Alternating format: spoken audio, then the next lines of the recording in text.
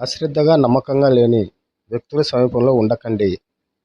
అభిమానం తగ్గిపోతే మనం చేసిన మంచి పనులు కూడా కనిపించవు.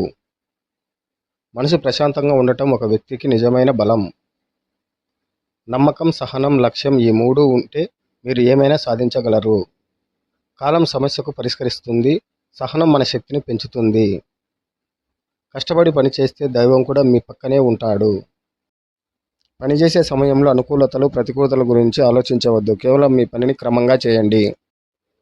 విజయం మీ కృషి మరియు పట్టుదలపై ఆధారపడి ఉంటుంది.